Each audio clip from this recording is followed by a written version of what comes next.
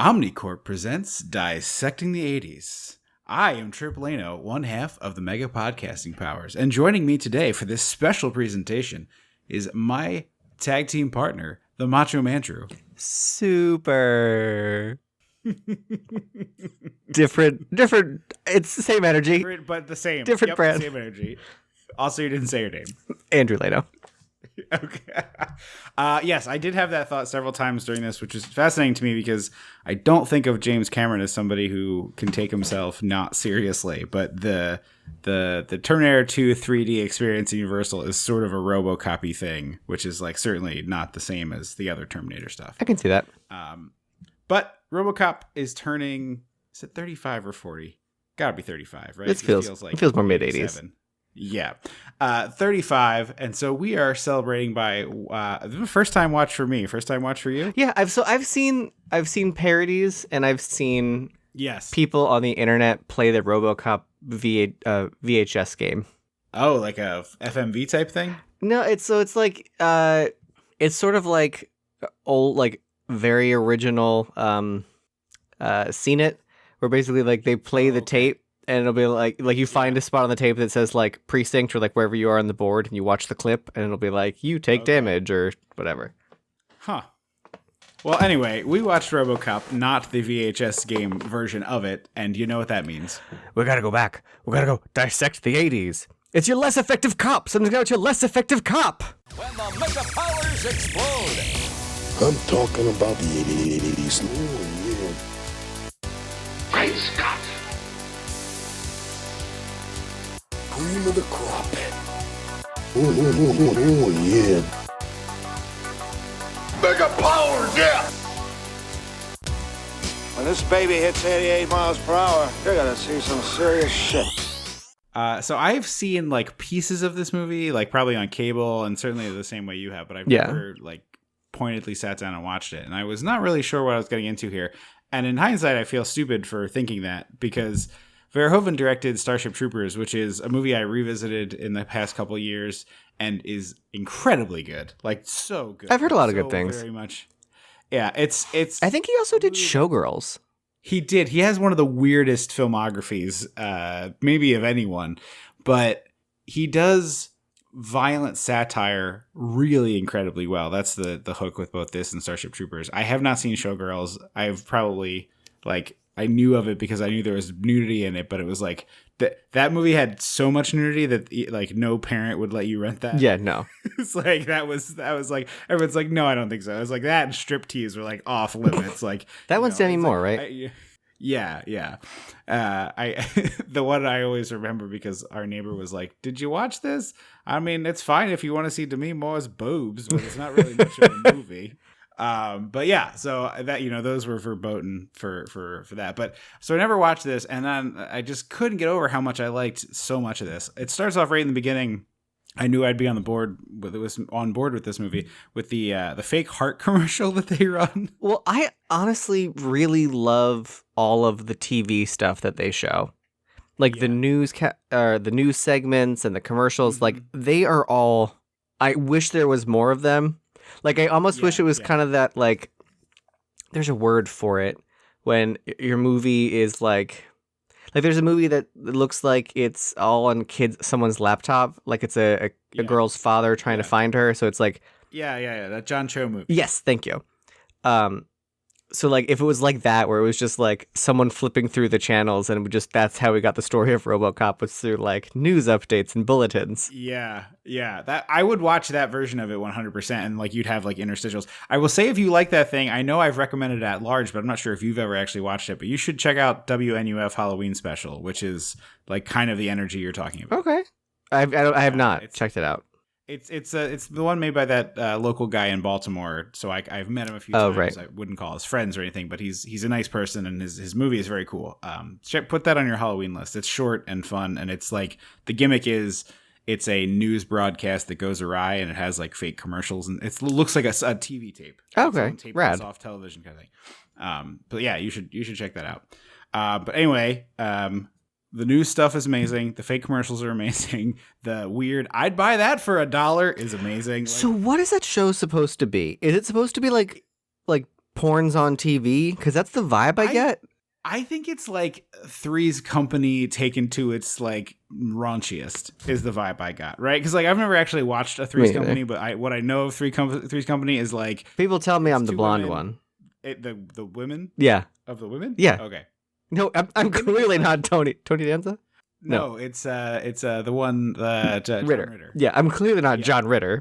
Yeah, that's why I was confused. But no, I think the gimmick of that is like there's. Like they're not allowed to he has to pretend he's gay. Yeah, something like that. And they're like are constantly having hijinks where the what's the hell's his name? The guy who's in all the Disney movies we liked as a kid. He's got a funny voice, and he was on the Jim Varney? Jesus, goddamn. No, older than that. He was like the goddamn show that Ron Howard was on as Happy Days? No, before that. Oh, are you talking about is it the Ghost of Mr. Limpet? Christ. Yes. Okay. Yes, Don Knotts. Yes. Don Knotts. Jesus. Don Knotts is the landlord in that show? I'm pretty sure Don Knotts is the landlord. Again, never seen it. I'm just going off what I think. But I really don't think Don Knotts is the landlord in Three's Company. I think that you're wrong. I'm gonna Google this, but I'm like I said, pretty sure it's like, they keep catching him in situations that like look, out of sorts, and it's not really the thing. Yeah, Don Knotts, Three's Company. Okay. Right. Yeah. I stand corrected. I've never heard anyone talk about Don Knotts in relation to Three's Company. He also played Ralph Furley on the highly rated sitcom Three's Company from 1979 to 1984. I'm glad that my brain still is somewhat functional, despite the fact that I couldn't bring Don Knotts' name into save my life. Anyway, I don't know why I got on a tangent, but I think it's like supposed to be like your standard 80s sitcom, but taken to the most absurdist extreme. So like it's violent in a way that's like kind of upset. Like it's like he's pieing these women in the face, but he's doing so in like a violent way, not like a fun Muppet way. You know what I mean? Well, and it's sexual feeling. I'm not saying I'm turned on by it, but it feels inherently like they're trying to be sexual. Absolutely. Like this version of Detroit feels like Biff's Detroit. Yes, great pull. Yes, it's or like Escape from New York-ish. Yeah, it's like on its way to Escape from New York. Yeah. So we start off with like some of the fake commercials, which kind of immediately sets the table for the tone of this movie, which is that we're doing like a dark satire about violence and also sort of the fascist nature of the police force. Yeah. And I was not trying to not say it. I was trying to use guidelines say we don't say force, we say service. Force has an aggressive tone. Yeah, exactly. Yes, that's the energy. But it's interesting because I feel like this movie is beloved as this like gloriously over the top action movie, and I think it is that certainly, but I think it's like not subtle about the message of what's there, and it's fascinating to me of how much people miss it. Much like Starship Troopers. With Starship Troopers, yeah, I even like as far back as like a month ago, I was a Reddit post and this guy was like, yeah, like they turned the movie is just like all this mindless action. There's like none of this subtle stuff, and I'm like, what movie did you watch? Because it's all subtle jabs at like a fascist bent. So anyway, two things Verhoeven loves: talking about fascism and also co-ed showering. Yeah. His two favorite But things, it's weird. So it doesn't look like a co-ed shower. It looks like a men's shower next to a co-ed locker room. Fair. So maybe there's like just men in. It's all open. There's no doors separating. It's just like it seems like this is the men's wing and that's the women's wing. Yeah. Because I was like, ooh, man butt, and then the camera like tracks, and I was like, and boobs, wow. Yeah. This is a classic Verhoeven casual co-ed nudity. Like everyone is just naked together. They don't care. We get Peter Weller arriving as like the new cop transferred in. One of 4 actors in this movie that appeared also on Psych, making this the psychiest movie we've ever done. So is that the joke on Psych? That like, they weren't on Psych together. They have just all appeared on Psych. Oh, because I just assumed that Psych would have been like, oh, it's our Robocop episode. No. And his name is Robert Cop or something. Across all of the runs of Psych, they got 4 of these guys. Kurtwood Smith played like his dad's ex-partner with dementia in an episode. They like helped him solve a crime that he was like partially remembering. Okay. I'm not going to remember the other episodes. I'm not going to make you all this. Ray Wise was on a bunch of episodes. I know you know Ray Wise. The Devil, Peter Weller right? Was on Psych. And Reaper, and then damn it, I wrote his name down and I Is it forgot it. Kurtwood Smith? No, the other one. We'll get to it when I come to it. I wrote his name down. Unfortunately, I'm surprised Kurtwood Smith. Actually, no, I'm surprised Kurtwood Smith was not on Psych. That feels like.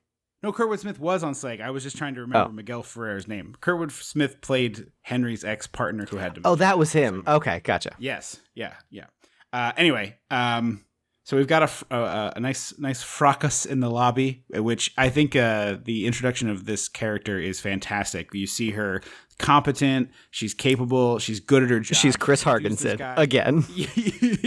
Yes, but she it's like one quick scene. We see her see this problem get out of hand, see her handle it, introduce herself to Peter Weller. Like they have some good chemistry, and not in like a romantic way. It's just like they vibe, which is nice.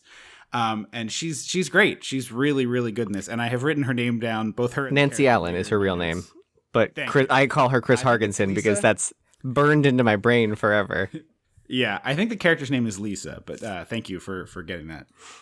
And there's also like a really funny part. So like they're introduced and it's like, yeah, here's your new partner, blah, blah, blah. She's got that 80s short haircut that like isn't super flattering, but was just on everywhere. Head shape is made better. It's like nearly a flat top. Yes. It's like the flat top for women. Yeah. Flat top for women. No. Like if Talbot's sold the flat top, this is what it would be. I'm imagining it's like a kit, like you put it on your head, like a Flowbee bowl cut thing. Yeah, like between a Flowbee and a bowl cut, where it's like you put it on, it shapes the hair, and then you just like shoom shoom. Now you've got like the L'Oreal bowl for her, the flat top for her. It's pink. Oh, for sure, it's like a pink plastic thing that sits on your head. And I like. There's also like a nice thing with the kind of the dynamic of the relationship, and not in like a gross way. He's like, "Oh, I drive," and he like snatches the keys, and you can see like because she's like, well, she first says like, "Hey, since you don't know the streets, since you're new, I'll drive. Since you don't know the streets," and he was like, "Nah, driving's how I break in a new partner," and I was like, "Okay, cool, fun." Yeah. It's like you guys have this tete-a-tete, and it's like clearly she's gonna have something to say about that, but it's like I'll just let this one go. Like she does. This is not the battle. Great. Yeah, exactly, and it's all done with like small expressions and body language stuff, and just both really good performances here. I've never been a huge fan of Peter Weller. I think he plays creeps better than he plays good guys. What else has he done? Like that I would know. Broad strokes.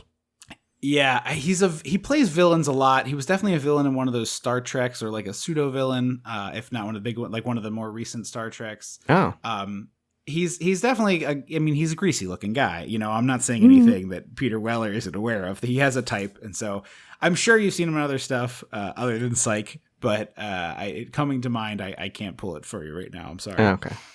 It turns out when you're both you getting married, get moving, your brain stops working in optimal things. So fair. And I'm already over 35. So again, as we said, loose wires up there, just like frantically running electricity. Occasionally they'll swing and touch each other and we get something good, but it's, I have to put a lot of juice in to make the wires powered so much that they physically touch sometimes. It's just like, so we get Miguel Ferreira, who's going to be our not quite antagonist, but like one of the moving parts of this, which is part of what I really like about this. I would call him an antagonist, but there's two levels to it, right? So like part about this movie is like, hey, you shouldn't let this private corporation have so much power, which is like, yeah, you're right. That's just generally true. We haven't learned that lesson, but yeah. No. And so, actually, funny enough, Omnicorp's logo, which is like it's almost like a bunch of C's connected in like a grid, like a hexagon pattern. There's a sign on one of the roads I drive on that has that logo on it, and I assume it is for some like local something or other. But every time I drive by it, and I'm always driving, so I can't get a picture of it. I'm like, didn't anyone think to look this up? It's like a pretty evil corporation's logo. Although I will say, their logo doesn't stick out. Like Wayland Yutani sticks out. Fair. Cyberdyne, fair. Umbrella Corps, like their logo, their marketing department. Like I always said, whoever like works at Capcom and like designed Umbrella Corporation must have been in real market, like a real marketing person, because it always feels like a real pharmaceutical company commercial. Yes. Yeah, absolutely it does. And the umbrella, the logo is perfect. Yeah, it is. It is. I'm with you. I thought you were talking about. I thought you were going to be like, I want to know. I want the movie about the marketing department designing the Omnicorp logo, which I also would watch. I mean, it's just like I've gone on record saying I wanted a special feature on the Jurassic World DVD to be planning your Jurassic World vacation. yes, like 100%. That they didn't do that is genuinely insulting to me. yes, so like I'm offended. You're damn right. I also want the mini series of the marketing department of evil corporations. Yeah. Yeah, I think that's like a very genuinely funny idea for like you could do a sitcom that's like the marketing company that only works for the bad guys. Yeah. You know, they get hired by Blofeld in the Bond universe, whatever. And you can like wink at these things, right? Like you have them come in and be like, okay, so we're doing a presentation for a completely automated police force. And then you have them do like a different Ed 209 thing. Yeah. I want this show, but they tried something similar in that like weird version of the thing, you know, where it was like people who lived in a superhero city, and they were like, I think part of their company sold like superhero insurance, and the other part like made gadgets for superhero to like protect citizens from superhero-y. Okay. I don't know this at all. I think Vanessa Hudgens was in it, and Ron Fuentes from Harley Quinn, King Shark, and Harley Quinn. Funches. Thank you. I think he was in it. I will have to look. I could be completely wrong, but it sounds interesting. Yeah, but it was like a 1-season thing that was like too weird for the network, which I think is exactly what would happen to our. Oh yeah. Our show needs to be on a streaming service. Yeah, 100%. Yeah. We didn't mention, but our boy Rob Bottin doing special effects here, really delightful. They're good. They're very good. We'll talk about a bunch of them as we go here, but so we've got. Miguel Ferreira, he's pissed off at work. Sorry, I lost my train there. So there's like the direct antagonist is the is Dick Jones, Kurtwood Smith stuff. Yeah. Well, there's the Kurtwood Smith stuff of like he's a drug dealer and he's the one who ends up, spoilers, killing Peter Weller and blah blah blah. But then like Miguel Ferreira has this cool arc with Omnicorp, and then eventually those things end up intersecting. So yeah, his part of his we're at a board meeting at Omnicorp, and he's basically like, we've turned nonprofit into profit, and I was like, That's America. Not how that's supposed to work, but okay. So we get Ed 209, which is stop motion, but really good. I love all of it. Yeah. He's also a marvel of engineering idiocy. Like, there are no good decisions in the design of Ed 209. He looks like you could push him over from behind very easily. Like he looks tipped. Like an AT-AT walker? Yeah. Worse though, because he's got that like long snout, so like I feel like all his weight is over the tips of his toes, which is, you know, worse than those are like high on stilts, also bad. Yeah. But I feel like this has like the ability that like a couple of punk kids could just shove him over. But it's just like nothing about it is smart design. The fact that he has legs and not treads with tired treads. Yeah. Or is that what treads? Is that what you call like a tank wheel? Yep. A tank tread. Yeah. Like he should probably have had hands to be able to grab things or whatever. Yes. Genuinely, the robots in Chopping Mall seem more practical for this function than Ed 209. Yes, and they're just trash cans. Yeah. And later we find out that he can't go up and down stairs, which is just like such a... It's genius. It's genius writing. It's like they couldn't figure out that was something that their urban police robot should have to be able to do. Yeah, it's just like I was like, I knew that was a thing because that was one of the little things I knew about this movie, and I was just like, someone would have gotten fired. Like if someone came to Jeff fucking Bezos and was like, hey, or what's the other one? What's Tesla man? Elon. And they were like, hey, I've designed a car, but the wheels don't work. It's like, okay, you're fired. Someone else redesign everything. Yeah, absolutely. And so they're like, okay, we're going to do a demonstration. And they pick this poor schmuck out of the boardroom seat. And they're like, here, hold this gun. And then things like, stop, police, you are under arrest. And he throws the gun. You have 20 seconds to comply. That's it. Yes, thank you. And so he, of course, throws the gun down. And it's like, well, I've seen Chopping Mall. I know how this goes. Yeah, this is not going well. And he throws the gun down. And then it's like, you now have 15 seconds to comply. And everyone's like, Huh? This dude immediately looks like he's wetting his pants, as I would be. And he starts like trying to hide behind people. And is it Miguel Ferreira who shoves him away? Oh, yeah. He knows that this is not going to end well. Yeah. He shoves him over. And this dude gets shot with it's got to be 100 squibs. It's they the must have taken squib an budget hour. is bananas. Bananas. That's a big callback. Bananas hasn't been on the podcast in some time. Oh, has it not? I feel like we've gone away from bananas, but it is the correct word to describe what happens to this man who gets turned into jelly. Well, this whole movie, like Oh yeah. I think the violence is too realistic. I guess I know it's heightened, but like Yeah. No, I'm with you. it feels to me like a lot of the villains have like a Roger Rabbit energy. Like the goons are literally the hyenas in Lion King or the weasels in Roger Rabbit. They're like, we're bad guys. I killed a lady. Yes. Ha There's a point which one is dangling off the back of a car and shooting, like up in the air. Yeah, and so I was like, okay, that energy makes sense to me. But then you show this like very gratuitous gore, violence, blood, gunplay, and I was like, well, I don't know. For me, I don't know that these two flavors go together. I agree with you, but I think that's the point. Like, I think it's supposed to draw you in and then make you uncomfortable. Okay. It's like you're laughing at this. You should think about that. I think is what the point is of the movie. At least that's very well could be. You know, that it's like, because I'm with you 100%. It's like if you flavor this a little differently, like if you make the violence, like you can tweak this violence a little, and it's like very over the top in kind of a fun, silly way. But I don't think that's what he wants you to do. I do think he wants you to be uncomfortable at the end of the day. That's my interpretation of the intent. It's like I think you're getting exactly what he wants, which is you're like, oh, this is fun. Oh no, it's real. Yeah, because I'm like to me the board that doesn't mean you have to like the movie or like that doesn't. I'm not trying to convince you change your opinion or whatever. But I think you're getting it exactly right. Sorry, I didn't mean to cut you off. I feel like all the like. I'm going to call it Amazon because that's what it feels like. All the like Amazon business boardroom stuff doesn't feel heightened cartoonish. No, not at all. It feels like, oh no, this is an evil corporate. This is Umbrella Corp. This is, Cyberdyne. I mean, I do wonder if this is one of those things where it's like, did this feel that way in 1987 to the average viewer? Maybe that they were just as cartoonish as the like gang. Yeah.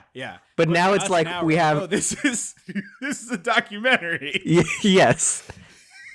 This is Elon and Bezos in a room. I mean, Boston Dynamics is basically building Ed 209s. Those dogs that everyone's like, oh look, they can dance, and now they've strapped a gun to it and are it's like. Oh, are those the things that like can't fall over or something? Yeah. I don't like the people one. The people one that can't fall over, I don't like. I don't like any of it because it's really upsetting to me because it's just Robocop. If you don't strap a gun to the dog one, it's just like a dog thing. Like it can be like it can deliver things in hospitals. Like there's use for that. Yeah. Well, it's like when I think Tesla. I think it was Tesla came out. They were like, we're working on human-sized cyborgs, and they like put in the disclaimer like it will not be able to move faster than 5 miles an hour, and it will not be able. It was basically all the stuff like Cyberdyne promised. And I was like, yeah, exactly. I've seen this movie. I've seen all 5 of these fucking movies. It doesn't go well. We lose. It won't gain sentience, everybody. We promise. Exactly. We have programmed it to be unable to gain sentience. We promise. That's it's like basically the next one. That sounds like a great paradox. Yeah. So there's a bunch of great lines of dialogue. I try not to do that too much with this, but the guy goes, call a medic, and it's like this guy is in pieces. Well, like we learn later that scattered all over the room. There was a chance because Peter Weller fully fucking died. Fully fucking died. And then we'll get there. I won't jump ahead. I have my thoughts. But the president of the company talks to Dick Jones, who like presented Ed 209 and is like, this is a fucking calamity. Like, you're an idiot. You're gonna cost us millions. And the guy's like, no, it's fine. And then the young hotshot guy like saunters in. He's like, hey, well, I can talk to you about the Robocop program. And I was like, I mean, I get your angle, but maybe this feels like an elevator pitch more than an in the boardroom pitch. Also, it feels like a little gauche given that a man has just been murdered in front of all of you sick. Also that. Also, I don't know if you caught this, but the sound of Ed 209 shutting down must be from like a stock library. It's this like choo choo choo choo. It's the sound I got on a stock library to do the sound of the DeLorean breaking for our leap year episode. Oh, that's fun. I did not know, but I got it from like a free sound library Yeah. place. This is where we learned that Peter. Oh wait, pardon, one more line. The two guys, Miguel Ferreira and the other guy, are riding down the elevator, and it's like, oh, too bad about Kenny. And the guy's response is, "That's life in the big city. You know, you go to your corporate job and Get gunned down by a robot. Totally insane." Sorry. This is where we learn spoiler. Peter Weller has a son, and so I was like, he has a son and a wife. So is he not gonna bone Chris Hargensen? Because I'm happy about this, that we can have platonic coworkers. Yeah. Who just like each other. Yeah, Like not we're romantically, friends. just like enjoy being around each other. Yeah. I also love little future details. They all have square coffee cups. Weller's like walking up to I the didn't car notice and that. the cup is a square instead of round. Just a dumb little thing. Like there's no reason for it, but it does feel like it feels different enough to be like, oh, okay, it's the future. Yeah. I could use a few more futuristic details. Like I agree with that. like somewhere closer into the like maybe not fully, but like the Super Mario Brothers Koopa Mushroom Kingdom, where it's like it feels normal, like it doesn't look completely wrong, but it feels different. Yeah, I'm with you on that. I think he gets a lot of the little details being just like, it just needs to be 20, like not even 20% different to feel weird. Mhm. And I think when he does it, it's good. So I'm with you. I wish there was more of it. So we get the goons shootout with the cops here. We meet the whole goon squad. We got Kurtwood Smith as the leader. When Ray they Wise first is, showed like, one of Kurtwood the Smith lead on goons. TV, and it was that like milk, like shot through a milk glass shot of him, I thought it was our favorite not Ron Howard, other Howard. Rance Howard? No, the good Howard. Oh, Clint. Our favorite. Clint should have been one of these goons. I thought. Well, I thought. Broderick, whatever his name was, the Kurtwood Smith. I thought that was Clint Howard in that picture, and I was like, okay. is Clint Howard like the leader of the gang? Like that's not the choice I would have made, but I'm here for it. Yeah. I think Clint could have been weird haircut, sideburns guy who accosts a gas station attendant later. Again, I'm saying this as someone who is firmly like a 6. That is a downgrade in attractiveness. Because that man's got a nice face. Oh, okay. I mean, I don't disagree with you, but I'm just saying he Ginger could have played man, that, right? Like, there's like I feel like this goon squad has 4 tiers. There's Kurtwood Smith is obviously the leader. Then you have Ray Wise and the other cat whose name I can't remember as sort of like a next tier, like a tier 2. The redhead guy is kind of on tier 2. Yeah. Then you have a tier 3, and then you have the meat, faceless. the meat, The nameless. yeah, the putties, Yes, the Buddy Patrol. Yeah. So I feel like Clint could have been on tier 2 or 3. They throw a guy onto the police car. He uses one of his guys as a weapon. It's insane. He's like, yoink, out the back of this truck. So they go to the steel mill, the abandoned steel mill. And I did not appreciate that Nancy Allen got distracted. I was like, she feels like too good for that. Oh, Nancy Allen was in 1941. That was the other thing I wanted to call out. I just got That's why I said again when I said Chris Hargensen again. Yeah. So yeah, he kills one guy. He arrests the second one. We get some great Rob Bottin special effects happening here. And then suddenly Peter Weller is surrounded by the goons and Kurtwood Smith, and they ritualistically murder him. But They shoot his hand off first. Yeah, it's really gross and violent. Yeah. It's gnarly. I mean, truly, it's really gnarly. I mean, Rob Bottin, very good at making things uncomfortable. Honestly, if whoever is doing special effects on The Boys clearly likes this movie and like I still need to watch that this show. energy. Well, imagine this, but imagine this quality of effect, but in 2022 when it's even more realistic. A lot of it is deeply unpleasant to watch. I'm still. Once I feel like once I catch up on What We Do in the Shadows, I have like 10 episodes left. I'll switch over to The Boys. Very, very different. Like I know a lot of people say The Boys is funny, but also there's like a scene where the Flash runs through a person. I mean, you can do both. You can be funny and have that yeah. scene. Yeah, That scene it's isn't. just It's not super- saying that yeah. scene is funny. Yeah, I mean, it's played to be funny. I'm just saying it's very yucky. If you watch The Boys, it's yucky. It's fine. I like it. It's yucky. That's all.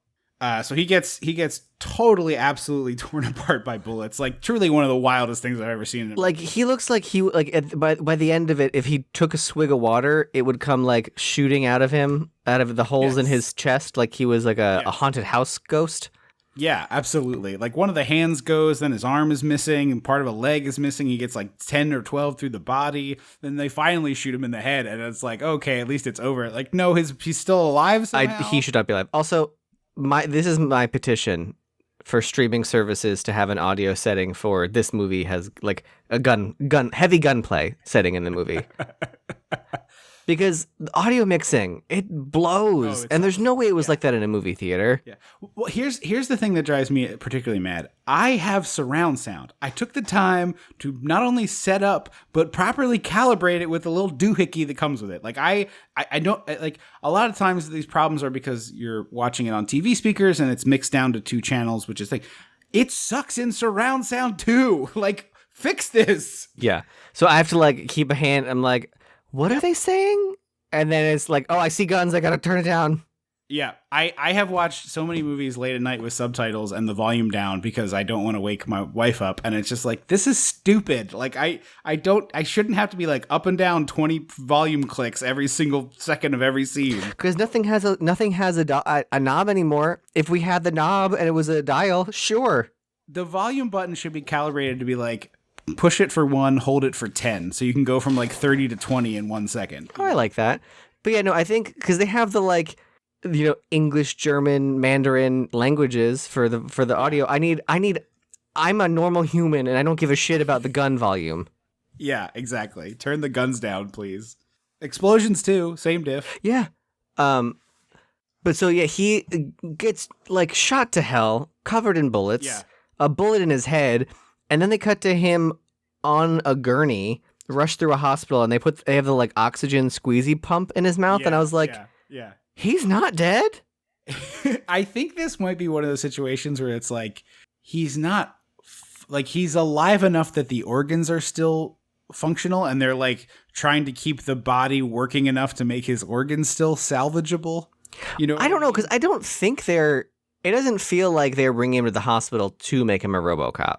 Oh, I thought that was 100% the plan because they talk later. They're like, he signed the contract. We knew we could use it. I thought it was like, hey, to me, it didn't feel like he's here to become a Robocop. He's here to be saved, but he can't be saved, but he can be a Robocop. Yeah. Yeah, you might be right. And this scene immediately goes into like, I actually, did you ever see any of those VHS movies? They're like horror anthologies. I've seen some segments. So they're not generally great. I mean, all anthologies are kind of up and down, but there was one really cool one that I had, because I saw before I saw this, I didn't realize was just doing Robocop, but this guy was like doing this kind of experiments. He was like making human robot hybrids. Do you remember which VHS is in? I think it's 94. The most recent one? Yeah. And the person like wakes up and it's done POV style like this, where like the vision is kind of computery, Terminatory. Mm-hmm. But I really love the sequences here where it's like he keeps waking up. Like clearly time is going pretty far forward because it's like you see the scientists change, like you see the seasons change, so to speak. And there's that one scene where the scientists are all like partying and getting drunk, and I think 2 of them start making out, and it's just like it's New Year's, I think. Yeah, this is grim. That this is like a sentient being strapped to this table, unable to communicate, is grim. Well, and that like they're like, we can do whatever we want. He signed the waiver or whatever when for the Force, and I was like, I don't know that that's what that means. Yeah, like the idea. Like I know I talked about donating my body to the arts, but like, did he donate his body to the police? It must be, right? It must be like, some sort of service. I think that's like the kind of thing Verhoeven wants to talk about, but he never like, it's always like in the background, like that one line of dialogue. Like to me, that's interesting, right? Like that the police force has a contract in which they own you literally, and you have to sign I think that's over to them.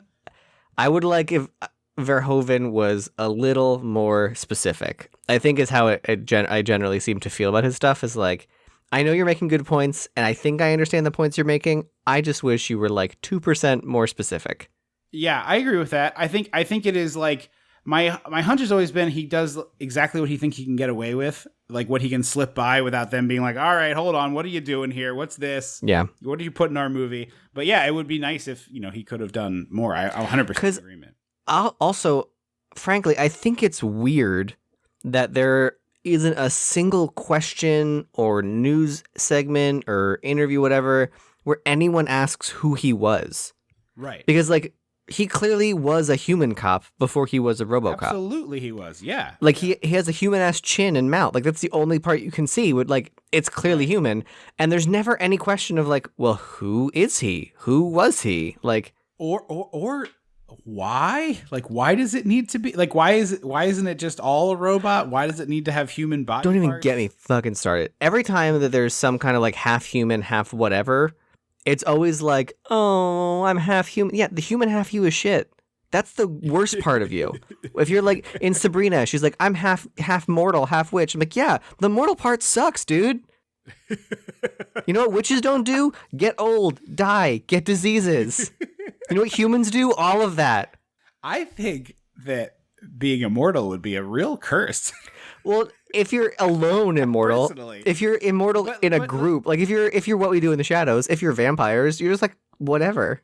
I suppose if you are indifferent like they are, it's different. But it's like that's like the whole like that people who like Superman always say, right? It's like Superman has to watch all of the people he loves die because there are no other immortal beings on the planet. Yeah. So he just I don't like that version of immortality. I have a coven. I have a house full of vampires in Staten Island.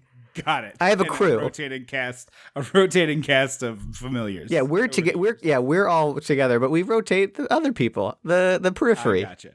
I gotcha. But yeah, like, so, he becomes Robocop. Robocop comes to the police station. It's like a whole big thing. They're like, oh my God, the cops are all wanting to see him. But then they're like, here's the nutrient paste that we feed him. And It's like, gross. why do you, it's like a weird slop. But also, like, why? Again, why does he have any human organs at all? Right. But also I guess the idea is like, we can't program, like, the human brain is so much more capable than what we could make a computer do that we have to get a human brain in there, but we enhance the body to be invincible, basically. I guess. Seems like what we're aiming at. Because like no one knows about RoboCop being a thing yet.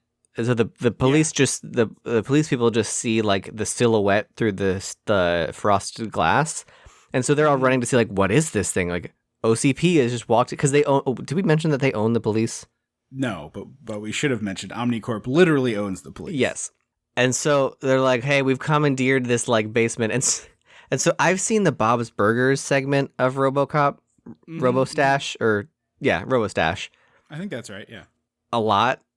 And I haven't seen this, but their imagery is the same of the like weird chain link room inside a room, almost like yeah, Hannibal Lecter style. Yeah, it's like a holding cell they put him into. It's very strange. But see, they're like, this is his charging chair, and this is his food paste, and I was like, none of this like, why is it a chair? Does he need to relax? Yeah. Does he need to chill? It's like, yeah, it's like, why isn't it like the thing built into the wall that he stands in? It's Yeah, like, it should be like a sarcophagus. right, because we know he doesn't have human legs because that's where his gun is. Mm-hmm. His gun is inside his thigh. So like, also strap. I feel like his helmet should be solar powered so that he wouldn't need to charge. Yeah, well, it was 1987. That was a pipe dream. Yeah. Well, but I mean, like, this is the future. I know. I mean, like, I know in Like, Reagan's they could not America, even- solar. Yeah, I was gonna say that's that commie stuff For whatever, We but, need like, good old coal, baby. I don't get like the idea that like we could be self-sufficient should have been like the most America boner thing ever, and for some reason it wasn't. I agree. Yeah, I totally agree. I wonder if it had anything to do with the money of big oil. Very powerful oil and coal. I wonder if they gave Reagan a lot of money. And others. Yeah, no, absolutely. But like, because I recently bought a little security camera for my back door because we don't have one. Mm-hmm. There was one there from the previous people had ADT and they just left all the equipment in, and so I was like, it's enough of a deterrent, I would think, that like, yeah, it looks like there's a camera there, but my boyfriend really like wanted a real camera because we accidentally left the door open one weekend. Nothing. We were fine. Everything's fine. Yeah. And so I bought one with a little solar panel that I could screw next to it so that I wouldn't have to charge it. And I was like, Right. this seems like a no-brainer that his little head could be like shiny solar panels that are just like, he never needs charging. Right. Or his back has like one across, a bar of it across. I mean, it's science fiction. Who cares? Just make it up. Yeah. Pick one. In the new Jurassic World, they were like, oh, the dinosaur is the battery for the tracking chip. And I was like, sure, I guess. Yeah, it's like you said it, so that's true here. Like the heartbeat. And I was like, yeah, sure. Okay, fine. Yeah, I gotcha. It's like a pacemaker, sure. So we see RoboCop go to the shooting range, and Miguel Ferreira he's unfortunately died, but before he did, must have had serious hearing problems because he is in this shooting range with just his fingers over his ears. And I've only been to a shooting range one time. It was not an experience I would like to repeat. I did not care for shooting handguns. Yeah. It is unbelievably loud, like with the big, over ear safety, super loud. Dad's on the riding mower. Yeah. With those on, it was uncomfortably loud. And Miguel Ferreira just sticking his fingers in his ears here. I was like, man, oh man, there's no way he didn't experience hearing loss from this. Yeah. Oh, we also missed RoboCop has 3 directives. It's like uphold the law, protect citizens, something else. And then we see there's a hidden 4th directive. And I was like, okay. I mean, I've seen the Bob's Burgers, so I knew what it was going to be. Yeah, but I had forgotten it. I had forgotten it enough to be like, I'm sure it's related to Omnicorp in some way, and it'll come back later. But yeah, and then at the end of RoboCop shooting, he does this like flippity doo thing that Peter Weller, like Human Cop, did. Well, that's how I will distinguish from now on. Human Cop is we can say Peter Weller, and then we can say RoboCop. That's fair. But I like the idea of Human Cop and RoboCop, like Human Cop, yes. Peter Weller. He was like doing this gun like swirling thing around his finger, and he was like, "My kid watches this show and asked me if I could do it, so I'm practicing." And he does that exact thing, and Nancy Allen's like, Yeah. Also, I feel like she should maybe recognize his chin because it's like a pretty recognizable chin. I know, but like, if the only part of a human you can see is if it's the opposite it's the Batman. Of a face mask. It's the Batman corollary. Yeah. Yeah, like that, because also, I mean, I've had a mustache for a while, so I don't know. It must be the way the thing is built to like push down on his nose area, because it looks like he's like just got fresh lip fillers. Yeah. I think I think that's exactly right. I think this helmet looks very uncomfortable to wear as a human person. Oh, yeah. It looks like it's very heavy, and it looks like it pushes down really hard over, like on. Because he's like doing duck lips. Just in your nose. Yeah, he is. Yeah. So he goes out on patrol, and there's a store robbery. The goon we talked about before is like harassing this poor gas station attendant who's studying for college. No, it's not this. Oh, you're right. I apologize. We're at the first arrest, and I use that word loosely. This is the convenience store that RoboCop completely destroys in the name of making an arrest. Yeah, he comes in and says, "You are under arrest." The guy tries shooting him, and it doesn't work, obviously. He bends his gun down or up the barrel. Yeah. Like straight up Bugs Bunny bends the barrel so that the gun doesn't work anymore. And then throws him into like the ice thing. And if you look, if you pause or have eyes, the glass is clearly pre-broken. Yeah. So that like he goes into it and it shatters in that pattern. And then he's like, then he just leaves. And I was like, well, you didn't arrest anybody. You shot someone, threw him through a glass door, destroyed a lot of stuff, and then left. It seems like his thing is like, I beat the guy until he's unconscious like Batman, and then I call the real cops. I was like, is this like a Spider-Man thing? They're just like swinging around outside the store with a note on them, like, arrest me. Somebody let me down. Arrest me, please. I think about that in those Arkham Batman games, which are like kind of hyper punchy. And it's like Batman won't kill anyone, but he will hit them 12 times and then hang them upside down off the edge of a building. Beyond that, you can then throw a batarang at those strings and drop them. Oh, yes, you can. Because I do that all the time so that I can then get someone else. Yeah. And it's just so you will break someone's neck. Yeah, I will accidentally kill them by dropping them from a great height. But yeah, this dude at best has a broken spine. He got thrown into a cold case. Yeah. And like, so honestly, here's mine. Like you said that, and it like my brain went down 100 little paths. The like even darker version of this, where like RoboCop is like paraded as like he is our cop product, but all he does is hurt people because they're also a pharmaceutical company and they own like whatever future oxycodone. So their whole point is that plus they manufacture like the artificial hearts for when the oxycodone makes yours stop working. Yeah, so like, but like that to me is like the crazier version where it's like his job is really just to beat people up so that they then have chronic pain that they need to get prescribed medicine for. And when their organs give out, they're also the company that like, that's what I want. That's the like deep lore, deep web, smoking a cigarette with as there's a wall of red yarn behind me. Carol. Yeah. No, I'm like if you made this today, they wouldn't. But if you did make this today, I thought it got remade, and then I realized that was Judge Dredd. That's the other. No, it did get remade. In 2014. RoboCop did? It's yeah. It sucks. It is. I watched like a few minutes of it. There's like a really, really dark part where, like a really unsettling part where he takes the helmet off, and you can see like the nightmare that he has become underneath. Like they kind of do that with Peter Weller in this, but it's not really. It just looks creepy.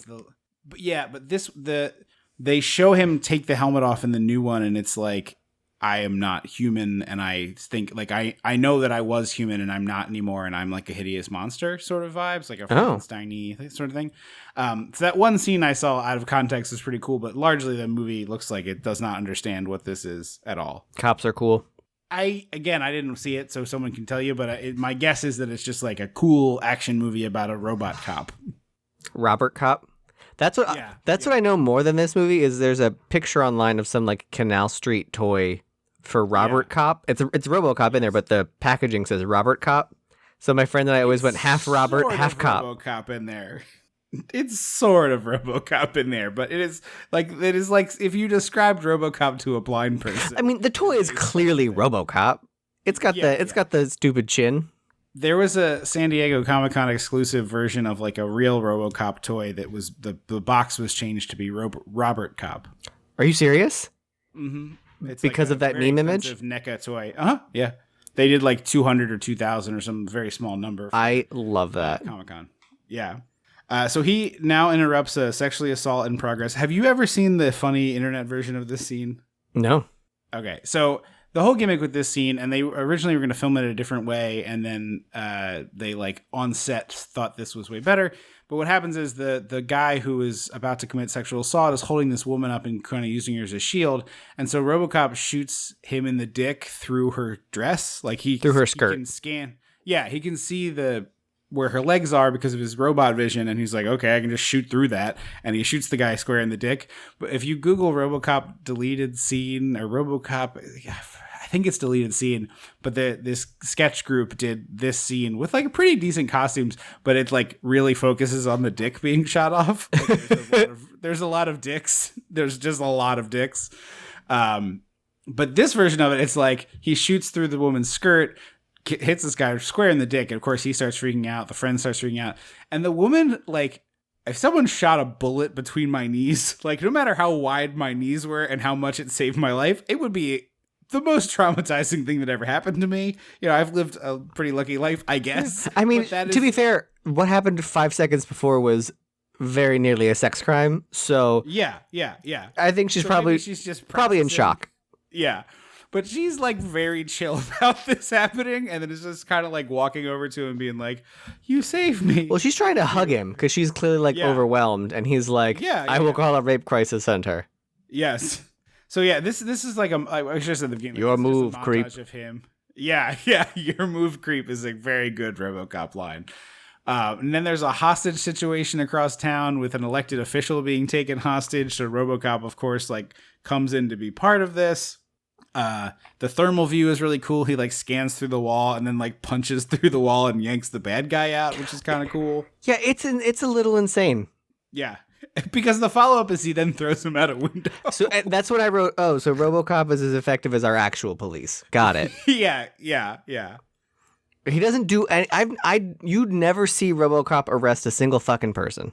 No, he does not do any copping. He does a lot of throwing people through glass and a lot of shooting Yes. people, but He's more robo killer. he's basically a cyborg version of the Punisher. Yeah.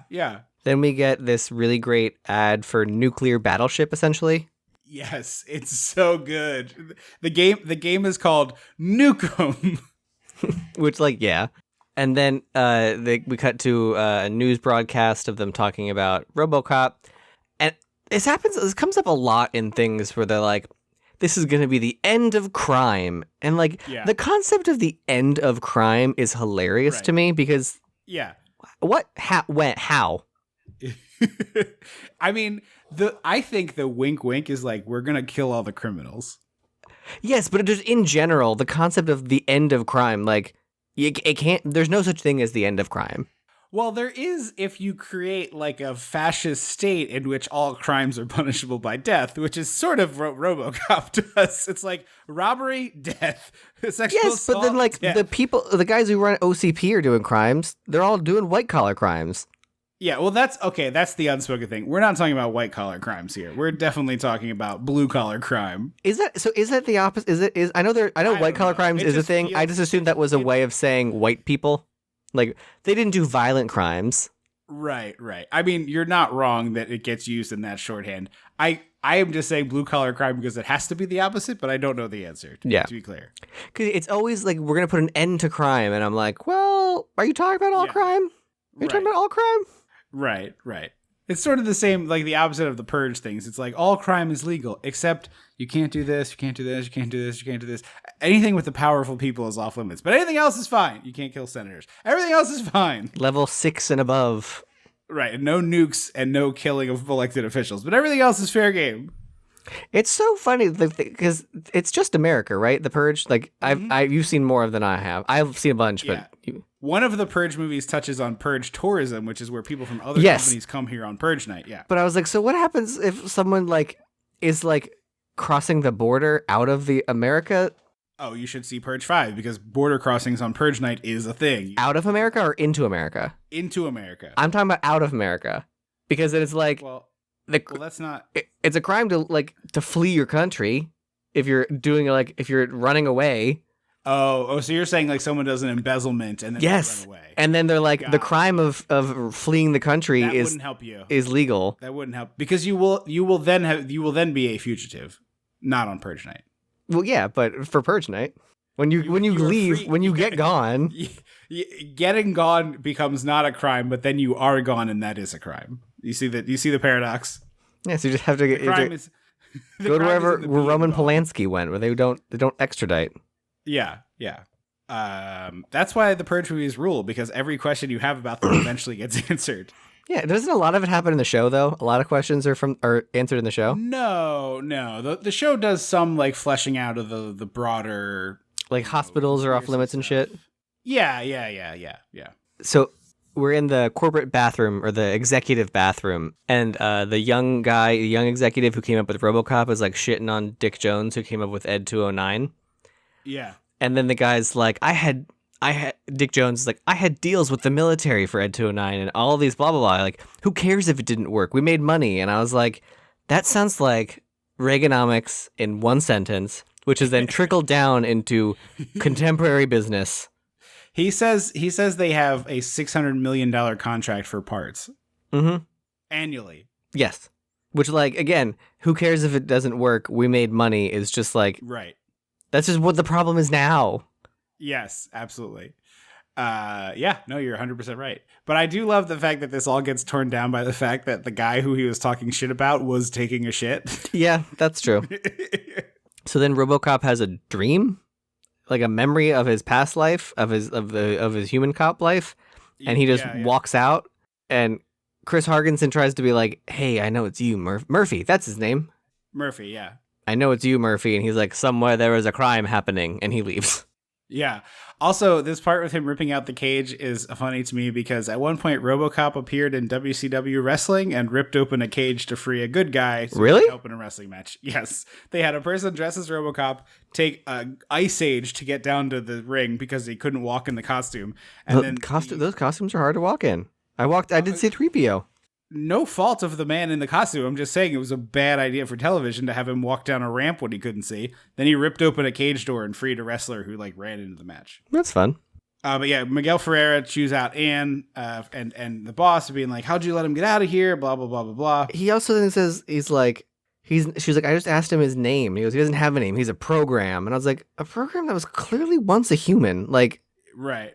You gave him the human ass chin and mouth. I don't know why you did that. And the boss very rightly is like, forget it, kid. That guy's an asshole. 10 out of 10 line. But he also, right before that goes, he doesn't concern cops. And I was like, well, it's one of their dead officers, and it's in their police station, and it's doing their job. Robert Cop, right? He's Robert Cop. He's part of the force. I was like, he feels like he's part of the service. So maybe it does. And also, they knew him. Like, she was his partner. I mean, they don't know that. She has her suspicions, but they don't know that yet. I think at this point, she knows that in her heart. She's just confirming it. You know? Yeah. But yeah, that whole joke, that whole line of it doesn't concern cops, I was like, it feels like it does. Feels like you're wrong. Yeah. I mean, Miguel Ferreira is a great greasy bad guy. Oh, yeah. Like, all the bad guys in this are great. He's very punchable. He feels like, and I only know this from like a YouTube short. I only remember this from YouTube short. The bad guy in Dark Knight Rises, like the like non-superhero bad guy. He was like, he's got kind of a lisp, and Bane snaps his neck in his boardroom.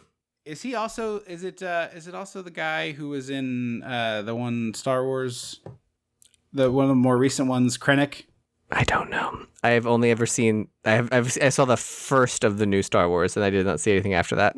You and I saw that together. We got boozy milkshakes in a movie theater. Oh, that's right. Yeah, it was like a knockoff movie tavern. Yeah, it was movie tavern, but it was a knockoff Alamo Drafthouse. Oh, yeah. Ben Mendelsohn, is that who it is? That sounds right. He's got like his lips kind of stick out a little bit. He has a little bit of a lisp. Yeah. Anyway, this is the part I was talking about before with the college student. Yeah. Okay, I just confirmed it is indeed Ben Mendelsohn, Dark Knight Rises. Okay. I thought that's what was right. Who gets his neck snapped by Bane. Yeah. Do you feel in charge? The lisp is what I was like pretty sure I knew who that was. Yeah. But yeah, this guy's in here. He's in like he's got a shitty job at a gas station. He's just trying to. And it's not even like the full convenience store where people walk in. You're in a goldfish bowl. Yeah. I've not encountered too many of these, but it's like seems like the crappiest job to be the guy in the gold. I don't think I've ever seen the gold. I've seen like the tiniest convenience store where it's like you walk in and there's a wall of product on your left and then a person like a cash register on your right, and like that it's not a room, it's like a broom closet. Yeah. But I've never come across the fishbowl. There was a very cheap gas place in Frederick, but like the pumps you couldn't pay at, so you had to like go to the window, give them your credit card. They would turn the pump on and then run your credit card at the end. But it was like 10 cents a gallon cheaper than other places. So before I had my Costco membership, that's where I went. But you could also buy like a bag of chips or cigarettes from the person. Mm-hmm. But yeah, this dude is like pissed in his pants, scared shitless. He's done nothing. Like he doesn't do anything to aggravate this guy. It's not like the guy is like, give me some, like he doesn't reject the guy. The dude just immediately comes up and starts like just screwing with him. I was just like, man, this sucks. This guy is just, he's by virtue of just being a college student. Yeah. My man's trying to study a boring subject. He's reading a math textbook. Leave him alone. And using a compass. Yeah. So RoboCop shows up as the guy's like doing his thing and, arrests him in his RoboCop fashion. Yeah, the RoboCop arrest is really something. Because the guy's pumping his gas and then they start their shootout and it like the gas is flying everywhere and you see the kid, it's like in the background, the college kid scoops up his textbook and compass and just like sprints out the door. It's so good. You see this, like, he's just beating feet, clutching all this stuff in his arms to his chest, just like getting as far. He's like, I know where this ends, and it's fiery death. And I don't have a name, so it does not end well for me. Exactly, yeah. I don't even have a name tag. So the guy starts driving away, and RoboCop, like, Terminator visions onto his motorcycle and shoots the fuck out of it. And it's a gnarly looking motorcycle stunt. and dummy, like there's a really dope human being dumb stunt, and then there's a cool dummy stunt. It's like both things are done perfectly.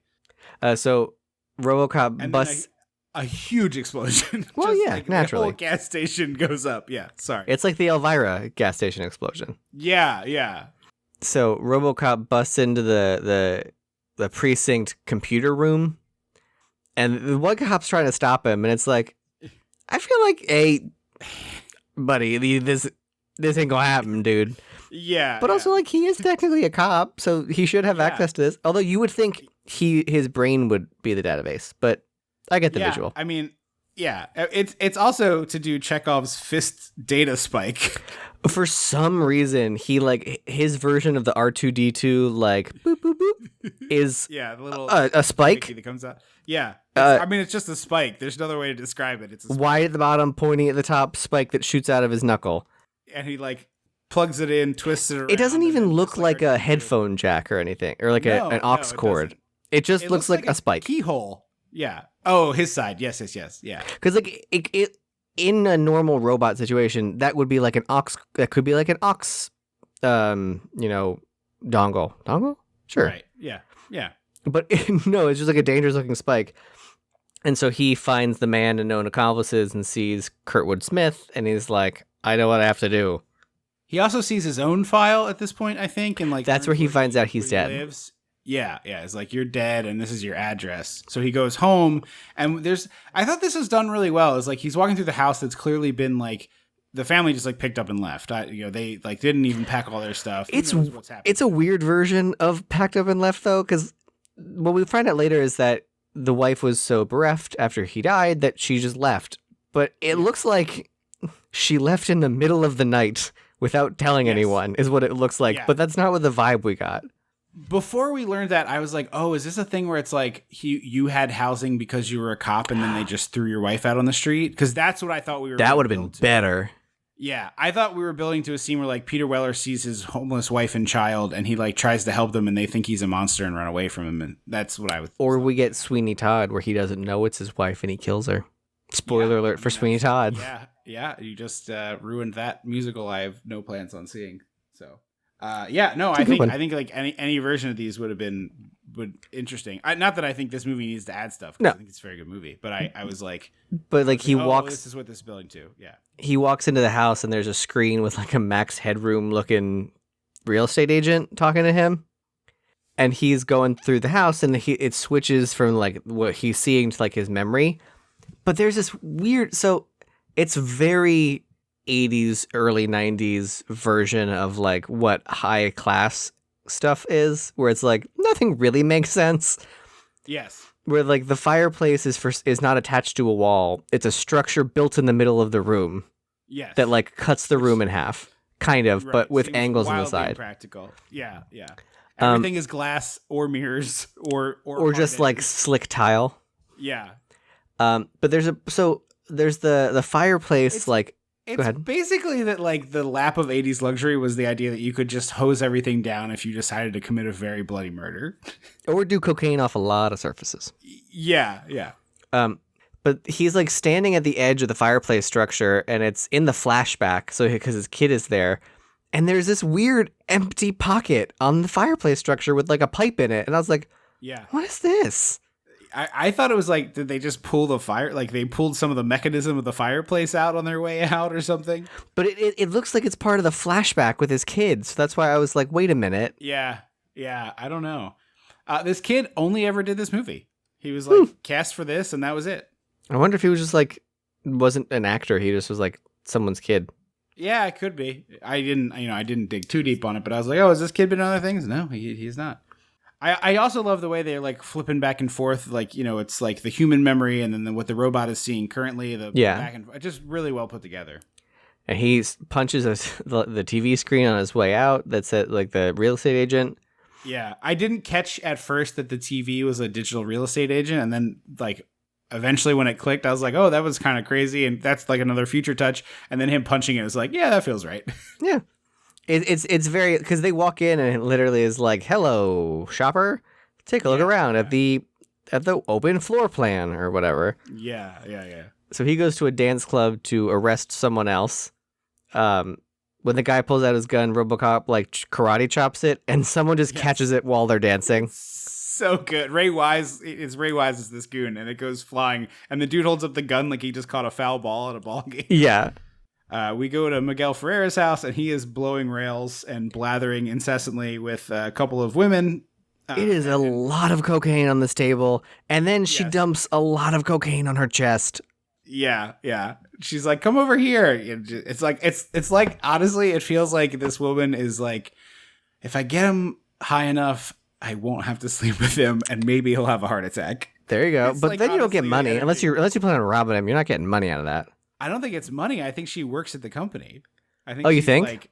I think she's like, then I can move up a rung on the ladder by getting rid of Miguel Ferreira, who sucks. I feel like that's a big jump from like vice president of the company. I'm a secretary and I'm gonna bump off the vice president. Yeah, and then you're secretary to the president, maybe. But she like the amount of cocaine she dumps on her chest. Because like I've seen that in movies that are a thing of like you do a little bit of coke off someone. It looks like when you get a bag of beignets and you open it and it's just like poof. She just like her chest is beignets. Yeah. Or if you open the bag of a vacuum cleaner in a cartoon. Yes. And then he shoves his face in there and like I always forget that like because in movies they'll snort it, but then they'll like rub it on their teeth because it goes through the gums. It's like bloodstream or whatever. Yeah. And so I'm like, so can you just in theory just like lick cocaine? Because that's what I think he's doing. I guess. Because it seems weird that he would sniff this like loose pile. It's like it's not a line. It's a loose pile. Right. Or it's also not even like a concentrated pile. It's just she just threw a handful. It's like she put it in a mesh strainer and tapped the sides a few times. I was gonna say she did an emerald, but yours is way better. Yeah, she sifted cocaine into it. She got the hand squeezy cup. Kurtwood Smith rolls in, and his very famous line that apparently he signs a lot of photos from this movie at conventions with, "Bitches leave." Oh, bitch! I was like, what line? Bitches leave. Yeah. Look, it's derogatory, but I'll be honest, I thought I liked it. It's a fun line. What do you want from me? I'm human. For some reason, Dick Jones thought it would be great to have a video confession. Yeah, this is ludicrous. It's so crazy. Because the house blows up, but like the video confession was still in the house. They'll be able to find that. You would think. Or like another copy of it might exist, if he was smart. Because if I was Kurtwood Smith, I'm making a copy of that. Yeah, absolutely. I'm not letting my insurance policy. I'm making 6 copies and I'm sending them to different corners of the globe. Exactly. If my men don't hear from me, this gets uploaded to Cyberdyne. Exactly. Yes, 100%. That's the failsafe. But this is a great like back and forth with them. Kurtwood Smith really kicking the snot out of Miguel Ferreira, and it ends with him pulling the pin on the grenade. Brutal. Yeah, it's really, really brutal. But he pulls the pin on this grenade, and I was like, well, that's weird. He's got to get out of the house. And it's like, oh no, this grenade has a 10-second. It's a weird future 10-second timer grenade. Yeah, it's got a little digital timer on it. But I do love that it's like, this is literally all corporate bullshit. Like, this guy's like, you screwed up my project and all the money I was going to bring in and my bonus, so I'm going to have you murdered. Honestly, that's the movie I would watch. Corporate murder. I mean, that's basically this movie, practically. And so now we go to the cocaine factory. Kurtwood Smith has a heart-to-heart with Dr. Phil. He does look like Dr. Phil.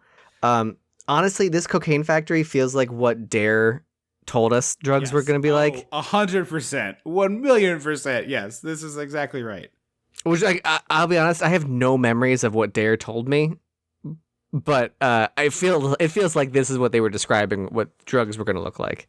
The only 2 things I remember were the suitcase of drugs and the guy coming in. The suitcase of drugs?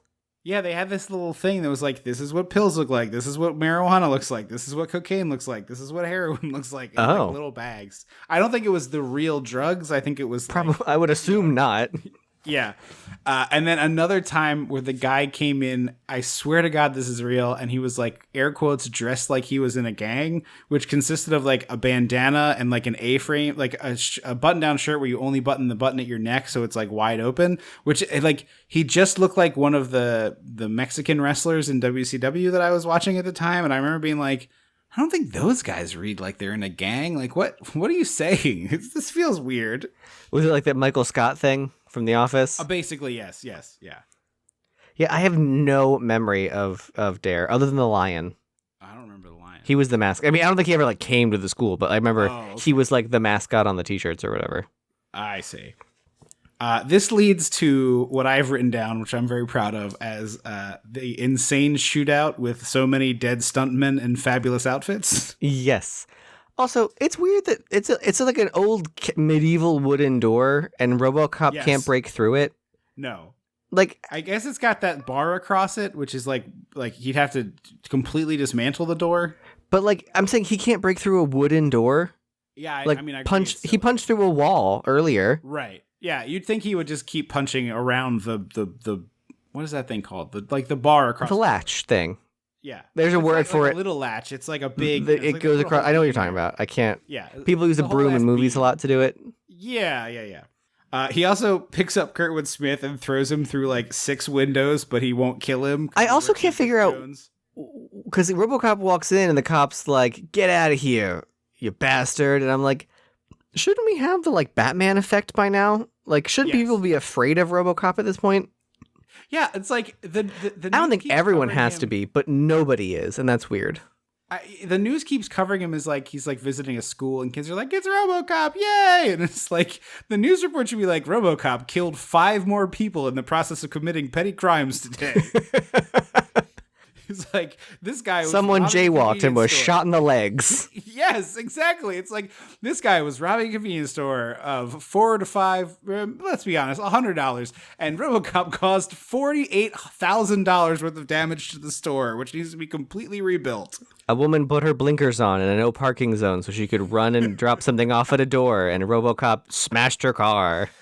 He flipped it over on top of her. She was literally taping an envelope to a door and getting back in her car. He waited until she got in and then turned it upside and flipped down. the car. RoboCop decapitated a DoorDash driver with his own door as he re-entered a vehicle. Yeah, it's just ludicrous. Kurtwood is spitting up so much blood at the end of this, which is like really gnarly looking. I was literally, as RoboCop is fighting him, I was like, it's weird that he's not like in bed with the OCP. And then his next line is, "I'm on payroll with Dick Jones." And I was like, oh, okay. There it is. We get a beautiful matte painting of the bad guy. He's like, okay, I got to go over there. So RoboCop goes there, and we get this beautiful matte painting of bad guy headquarters as RoboCop arrives. And also, when RoboCop drops off Kurtwood Smith at the precinct, they say, "What's his crime?" I thought he was going to turn around and say, "Everything." That would be good. Because, like, he basically did everything, according to that rap sheet. Yeah. Killing me is what he should have said. He said he's a cop killer instead. And I was like, you can be more specific. Yeah. This is where we learn that Directive 4 is you cannot arrest any upper-level OCP member. Yes. Which, like, how did none of the programmers, engineers, or scientists think this was weird?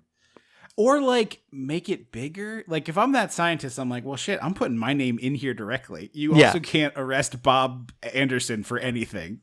When, like, when Dick Jones or whatever it is, goes to look at, all of a sudden there's, like, 98 directives, and he's like, I thought there was 4. And they were like, oh, we had to build all these others to prevent a cascade. Sheila Goodwin, Bruce Jones, Paula Anderson. It's just like a list of every person who worked on the project. So, yeah, that's Chekhov's secret directive. Then we get RoboCop versus Ed 209, which leads to him knocking him down the stairs and him, like, Ed 209 shrieking and wailing. But, like, here's what I'm confused by. Dick Jones knows Ed 209 is a faulty product. Why is he acting like it's his ace in the hole? He's like, well, I'll get Ed 209 to take care of you. And I'm like, you know it's broken. Like, you know it's a shitty thing. I think he knows it's shitty, but like, I don't think he knows it can't walk downstairs. I think he knows it just will kill him. You know what I mean? It's like, Okay. oh, it just thinks everyone is a criminal except me, so it will just murder Robocop. Fair. Well, it tumbles down the stairs, and I was just like, "Come, this is the stupidest design." Because I think there's a scene in Doctor Who where the Daleks, the little trash can guys, for people who don't know, get to the edge of a staircase, and I think the Doctor's like, "Haha, we've won!" And then little like rockets come out the side, and they're like, and they down. I think that maybe I'm attributing what sounds like Doctor Who to something else, but I think that's a thing. It sounds like a Doctor Who bit. So he kills. Ad 209 is like just unable to continue. There's a word that I wanted to say there that my brain doesn't remember, but that's fine. Disabled. Jesus. And then this leads to the entire very fascistly dressed and acting police force. I don't think they're the police. I think they're security. Oh. I think it's OCP security. Okay. Because the cops are there like saying you can't kill him. Yes, and they don't care. They shoot Robocop about 1,000 times here. I'm assuming he's weakened by Ed 209's attack. Yeah. Because I was like, I feel like these guns should not affect him this much. Well, I think it's a thing where it's like, yeah, he's bulletproof, but this is infinite bullets. Yeah. You know what I mean? It's like, you're not... It's like you cannot engineer something such that you can never get a bullet through it. It just is bulletproof. You know what I mean? It's like bulletproof asterisk, I feel. So then Nancy Allen saves him. Yep, the Deus Ex and Lewis. And Rob Bottin has a small cameo here in the fake Godzilla movie. Or the commercial? Yeah, there's a guy with like big old is that him? Long hair. Yeah, that's him. I recognized him because I had been IMDbing him earlier in the movie and not because I'm a complete freak, but just I was like, hey, that's him. This is a great joke because the car that of the future everyone talks about is a 6000 SUX. Yes. And like it reminds me of what is the one from Alien Encounter? Oh, In Excess. Yes. Yeah. If anything, yeah. If it can be done, it can be done in excess. No, it's XS Tech is the name because In Excess is the name of a band. Yes, that's right. XS Tech. Same. Your joke is correct. I'm just But they also talk about this laser defense thing that destroyed a forest and also but very casually brushed under the rug. Yeah, they're like, oh, it's fine. It killed 113 people and destroyed an entire national forest, including 2 former U.S. presidents. Yes. So we got cleanup at the headquarters. Kurtwood and Dick Jones get together, and Kurtwood is like, look, this is getting a little heavy. And Dick Jones is like, well, how would I give you a whole area that's... Well, Dick Jones is like, you said you worked for me to a robotic police officer. Of course it recorded that, you idiot. It's made of the video recorder, you fool. Also, this is when I realized, like, OCP didn't make a master kill switch. Yes. That's weird. Like, you would think that's the number one flaw. Like, it's the 2 people with the keys situation.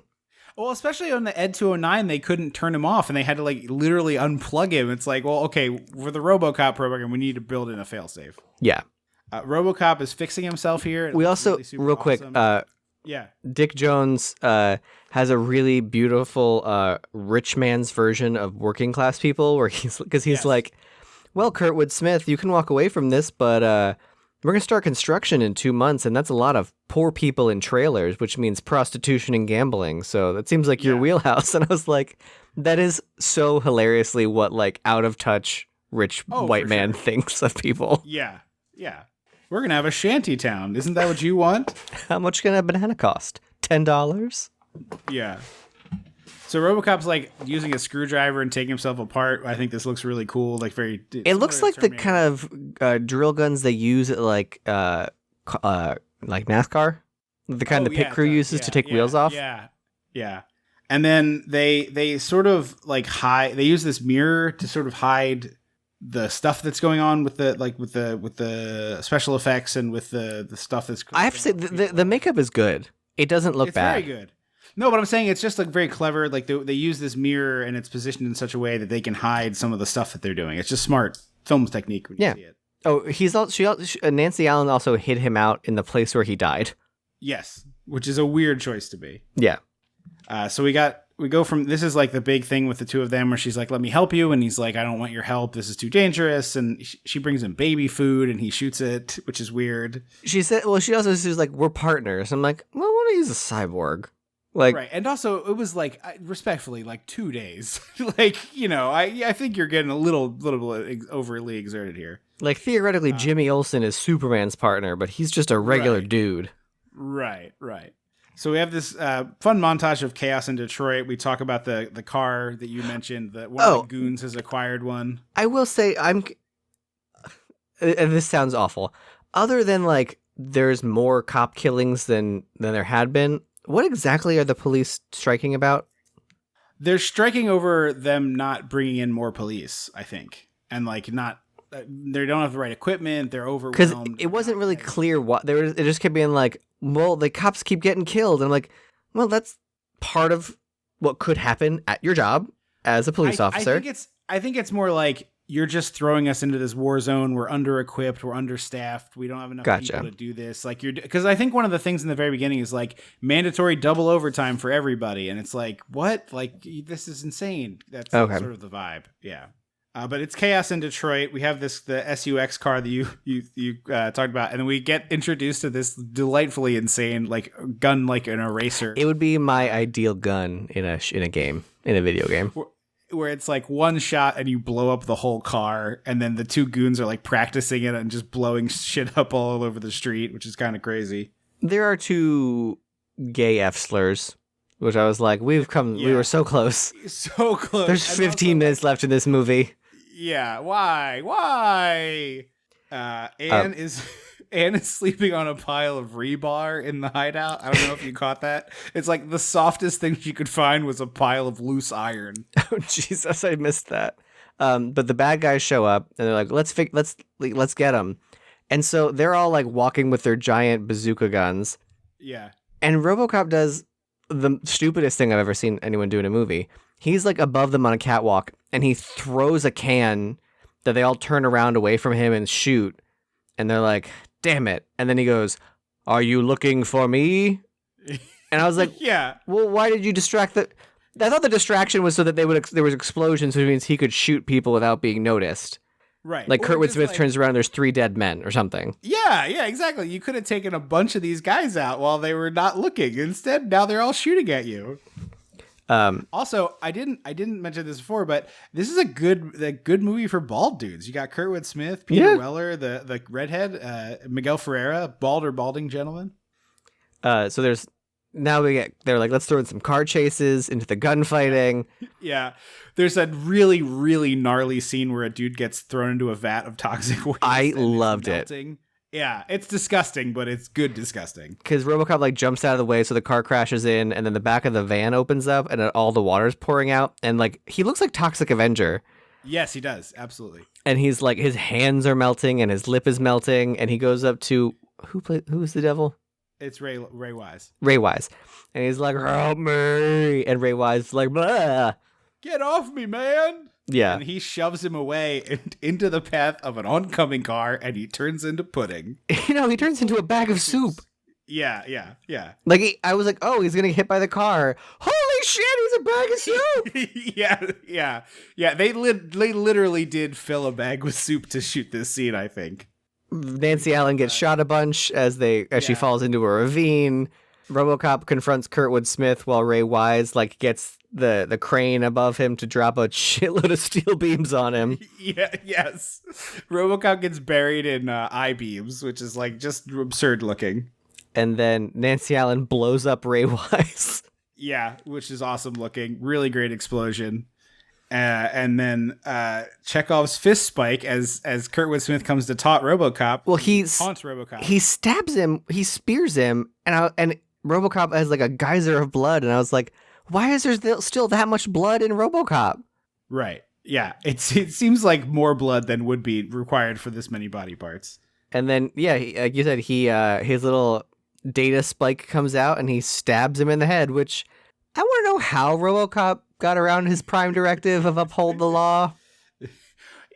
Well, I thought there was a very sincere deprogramming thing happened, but I think I made that up. I don't remember that. Like what Yeah. it should have been. It should have been he was sentenced to death, but got off on a technicality. So the law said.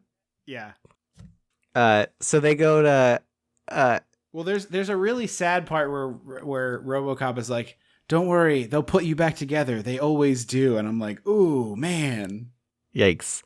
So he drives over to OCP headquarters where Ed 209 is standing guard, and he just blows Several it the of them. fuck up. There's like 3 of them there, and he No, it's just one. destroys them all. No, there's more than one. I promise. I thought it was the life of. I thought it was just one, so I'll have to rewatch that. Yeah. And then Dick Jones takes the CEO hostage, but the CEO very smartly is like, "Actually, you're fired. Go ahead and shoot him, RoboCop." Ed's RoboCop, because he plays the video for everyone that says, like, I killed whatever guy, the guy who made RoboCop. Yeah. And Miguel he gets Ferrer. fired so that RoboCop can shoot the shit out of him and fly him out the window. And then there's a weird puppet with long arms. It's so bizarre looking. I don't know why the arms get extended. Why are they so long? I don't know. It's the one truly bad effect in this. It's like suddenly the arms are Stretch Armstrong-y. Yeah. And then the ending shot of the movie is Miguel Ferrera's like second. I don't know that the character must get a name in passing, but I didn't get it. But he's like with Miguel Ferrera. He's the one who makes the comment of like, "That's life in the big city." He has this like shit-eating grin and a huge thumbs up to RoboCop. Like, "Yeah, you really threw that asshole out a window." And Well, I think it's like, because he killed his friend. Yeah. And it's just like, boom, freeze frame. Well, no, because RoboCop, he says, "What's your name?" He goes, "Murphy." And then it's like, RoboCop. And I was like, that was it? Yeah, so this very clearly sets up a RoboCop 2 in which it's Peter Weller and Lewis, Nancy Allen. Okay, Is she back very for the clearly- sequels? I don't know. I've never seen. Oh. Them. I've never seen any of these. But this is one of those weird franchises where like there's eventually at some point a kids cartoon spinoff. Like this is That happened a lot. But this is like this is like Rambo in that it's a very weird one where it's like, this is a movie 100% for adults, not in the least bit for children. But they were like, we could sell a lot of toys of this. And so they did. And then it became a children's property because they were like, toys. Yes. I mean, I was going to say the fact that like RoboCop is a toy machine, basically. Yeah. Yeah. But yeah, this movie, I have not seen the sequels. If you're out there listening and you think it's worth the time, love to hear it from you. But yeah, I don't know anything about them other than that generally people don't really care for them, I would think. Or maybe the second one is okay and the third one's bad, but it's just generally they're not very beloved as far as I'm aware. So as a fellow first timer, what are your final thoughts and your do you recommend this? It was fine. Yeah, if you like this kind of thing, sure. But I don't think it's for people. It's of the quadrant. This is for if this is not for you, you probably will not like it. Yeah, I guess you're right. For me, I thought this was awesome. Like, this really worked for me. I love the satire stuff. The effects are incredible. Peter Weller does a ton of. We didn't talk about this all that much, but like, you know, you only get to see the bottom third of his face, and it's still like good facial expressions through there. It's like watching a really good wrestler in a mask where like they emote with their body in a way. It's really, really great stuff. Competent woman sidekick who is not at all sexualized and it's just like dope. It's like so much fun to watch that. It's like it's just great to watch. I really enjoyed that part too. I think this movie rules. Like this is not the movie I thought it was for a long. The reason I never watched this is because I thought it was something that it isn't, which is like a big dumb action movie for idiots, and it's not that. It's. I mean, it is a big dumb action movie, but it's also very smart, I think, and also it's good. Like it's one of the better action movies, even if you take the satire out. The action is incredible. So it's got good action and I like the satire, but I think if you are not an action person, I don't think the satire is enough to pull you in. I would agree with that. This doesn't feel like anybody can watch this and love it. I'm in agreement. But I do like this a lot. I think it's great. It's a really great movie. Thank you so much for listening to the show. Don't forget to rate and review and subscribe or follow, I think is now what you're supposed to use in Apple. But if you use Apple Podcasts, follow us. You know, those things help. Tell 2 friends if you haven't done that yet. If you like the show, help spread the word. We always appreciate that. You know, talk us up wherever you see people talking about podcasts.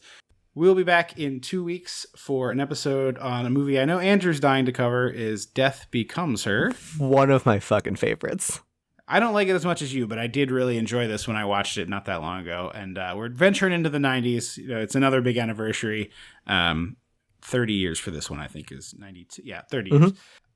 So yeah, that'll be a fun one, and that'll be 2 weeks from now at the end of August. Sorry we missed that episode, but again, life got in the way, and we put something out for you to listen to at least. So hopefully you enjoyed the throwback eps. Not planning on doing that all that often, obviously, but we were 8 years before we missed an episode, so I think that's pretty good. That's fair. Yeah, thank you so much for listening. I have been Trip Lano. I will always be Andrew Leno. Until next time. Don't you forget about me.